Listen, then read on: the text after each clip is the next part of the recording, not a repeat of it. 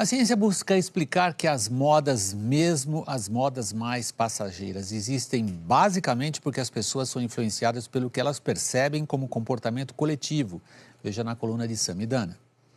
Quando você vai tomar uma decisão, você tem certeza que fica livre da influência dos outros?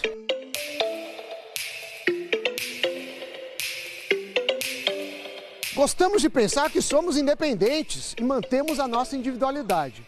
Mas o fato é que somos muito mais influenciados do que gostaríamos de admitir.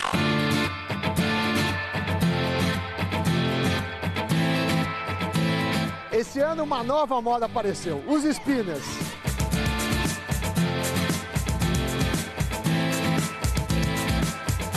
Esse brinquedo parece uma novidade, mas não é. Ele foi criado em 93 por uma engenheira americana, que registrou a patente. 20 anos, não tinha vendido quase nada, a patente expirou. Há pouco tempo, a indústria de brinquedos relançou e aí o sucesso foi estrondoso.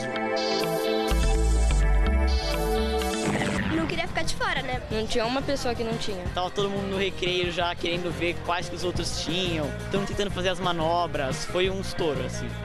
O que gerou o efeito manada dos spinners foi o argumento de venda. A engenheira sofria de uma doença que limitava seus movimentos. Era uma forma de brincar com a filha sem se mexer muito. Já o fabricante de brinquedos foi muito mais convincente. Prometeu que o brinquedo seria capaz de tornar adultos e crianças mais concentrados e calmos. Agora você vai ver como o efeito manada pode acontecer de forma bem espontânea. A gente vai reproduzir um experimento que mostra que as pessoas tendem a agir em conformidade. Preste atenção no que vai acontecer. Eu e mais 4 pessoas vamos fazer um pequeno experimento. Ao chegar na esquina, começamos a olhar para o céu. Veja como influenciamos o comportamento das pessoas que passam por nós.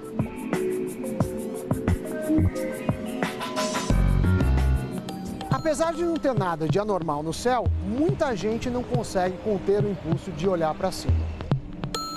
A experiência que acabamos de ver foi criada por Solomon Asch, um psicólogo que ficou conhecido por estudar o comportamento coletivo.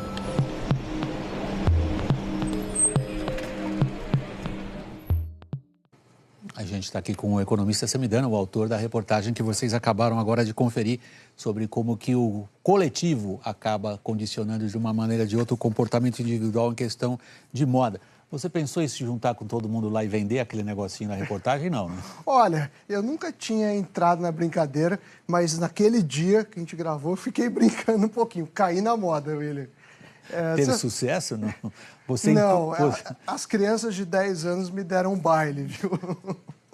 Mas olha só, esse estudo que a gente mostrou foi mais uma brincadeira, ainda que seja um estudo real, mas o estudo mais famoso que tem é o do Solomon Asch, que foi o autor desse, mas que ele pegava 6 pessoas, sendo 5 atores e um participante. Na verdade, a gente estava interessado a ver qual seria o comportamento desse sujeito aqui.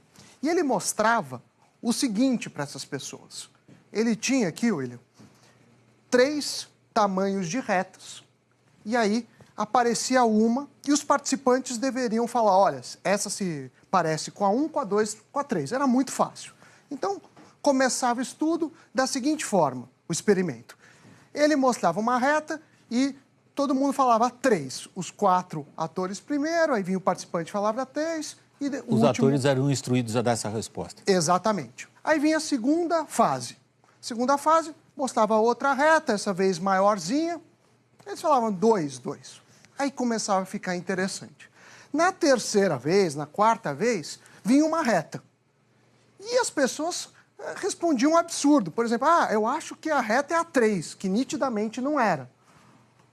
E o participante, não sabia, né, que estava tudo combinado, ele ficava em dúvida, mas ele ia com a manada. Então, ele era altamente influenciado, dependendo da versão do estudo, chegava a 75% das vezes, ele mesmo sabendo ou não concordando ia com isso. E aí fica uma questão, por que as pessoas agem, às vezes, em conformidade com o grupo. E a outra aplicação que a gente tem nisso são nas redes sociais. Hoje em dia, as empresas, às vezes, pagam celebridades, os influenciadores, para fazer o uso ou até uma propaganda mais explícita do produto. Porque ao fazer isso, um efeito manada se forma e as vendas, obviamente, acabam retornando muito mais do que o que foi pago para a celebridade. Ainda bem que a gente explica o populismo político e suas nefastas consequências por outros fatores, André.